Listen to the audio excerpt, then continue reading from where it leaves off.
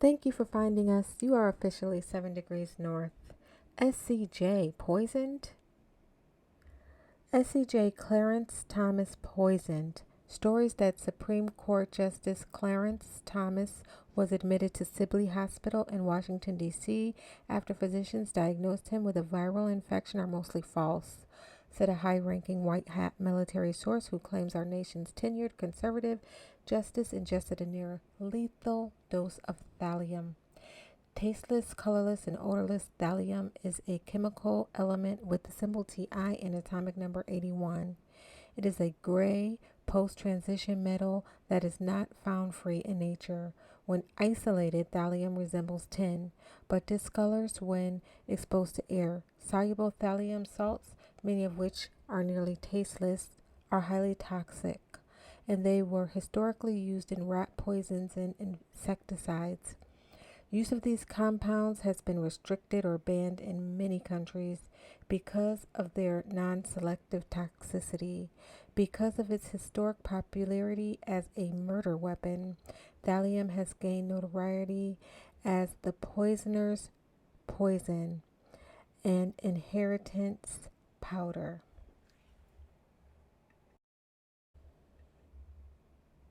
Ahead of falling ill, Justice Thomas and his wife Virginia dined at Mozzie, an upscale eatery in downtown D.C.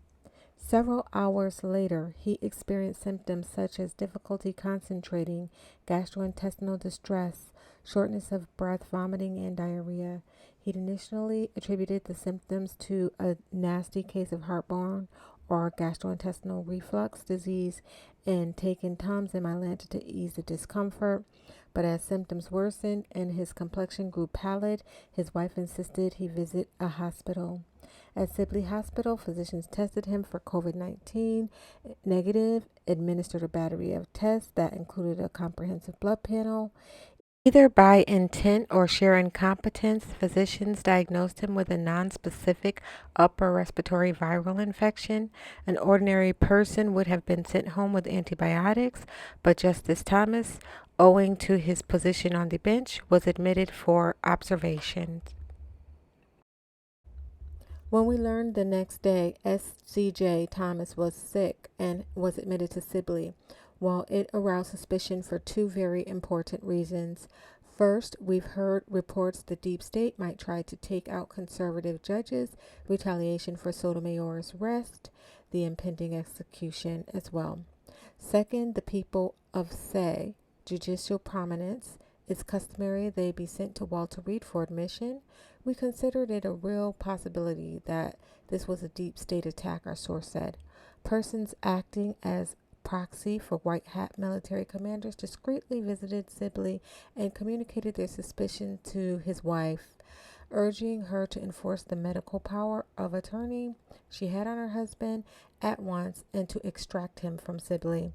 At that point, we were sure of nothing. We were going on pure speculation, but we genuinely believed SCJ Thomas's life might be in danger. Even though he was ambulatory, the physicians at Sibley cautioned her against taking him from the hospital. She at first was apprehensive, but in the end agreed to have him moved, our sources said. The white hats, he added, hurriedly transported SCJ Thomas and, as a precaution, his wife to a secret location from where their physicians could rigorously evaluate his condition. A blood test on SCJ Thomas confirmed there were suspicions someone had poisoned him. A urinalysis corroborated the blood works. SCJ Thomas had markedly high concentrations of thallium in his bloodstream. The blood work at Sidley would have shown it.